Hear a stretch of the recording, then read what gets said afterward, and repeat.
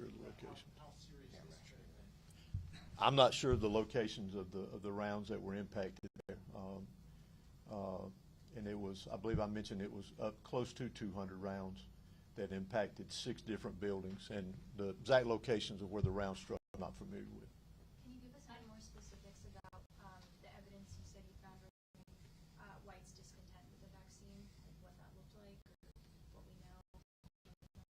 It was, we're basing that off some of the documentation we recovered.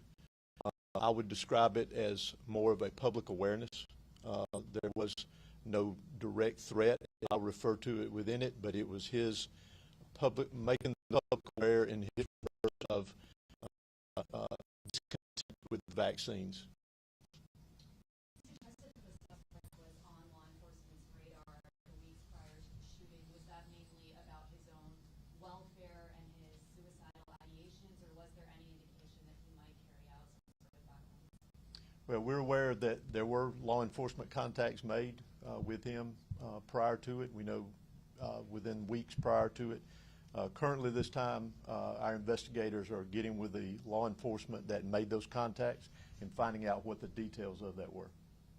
We know that according to a law enforcement source that during the warrant you guys may have found some medication that he was on. Can you talk about maybe his health makeup just a little bit at this point? Do you have any indications about was he suffering from any mental health issues that he had medication for? Can you talk about that at all? I can't speak to that at this time. When you said there was some public awareness in the documentation that you found, are you talking about social media posts, or what do you mean by that? No, just basically the overall content of one of the documents was more of wanting to make the public aware of his distrust of the vaccines.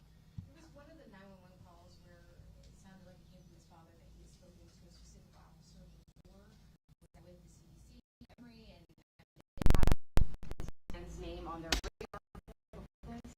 Not to my knowledge. I've not heard the 911 call, but I'm sure we will dig into that and see where it is pertinent to the investigation. But I apologize. Protocol in place when someone has suicidal ideations to restrict them from being able to access weapons? So how was he able to access them? So all indications in our investigation was that they were secure and that he forced a way into the safe that contained the weapons. A lot of CDC employees are worried about returning back to the building. They're working from home mostly this week, but are there any plans to work with them to up security in the area, or has there been a conversation about what that looks like? Well, Paul may have more to add to that, but I know at our level we are in communication with CDC security, providing them any information that they need concerning now and in the present for security purposes, and we'll continue to do that with them.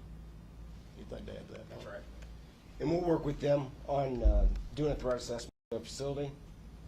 And certainly, if we become aware of any threats to their personnel or their campus, we'd make them aware of that and take steps to protect them.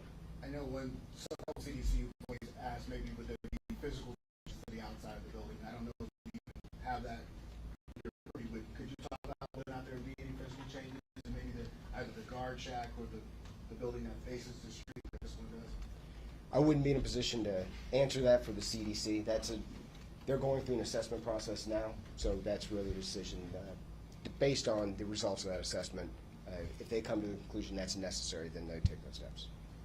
Can you talk about his arrival to the guard shack and what, if anything, was said and how they turned him away? I'm not familiar with the exact path taken that day. The majority of the crime scene that we examined was specifically in the intersection around the CVS pharmacy. What about Officer Rose's arrival on scene? Did he have the chance to even get out of the car, or was he ambushed as soon as he arrived? I'm not going to go into the details of that at this time. It's enough to know that Officer Rose was doing his job and encountered gunfire, and unfortunately he passed as a result of that. I apologize. When you said that there were documents where he said he wanted to make the public aware that he didn't trust vaccines, what do you mean by documents? Is there a letter or a memo, or you said it wasn't social media? It was a writing. Okay. If the weapons were secured, did he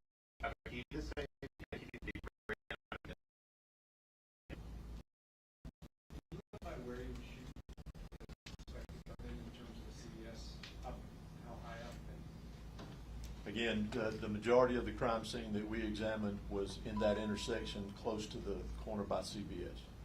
One more question. Was he firing anywhere else besides the CDC building? From your knowledge, was he firing at anywhere else in the area? Besides, I'm sorry. Was he firing anywhere else besides exactly at those CDC buildings, or were there shots inside the CVS? Can you explain that?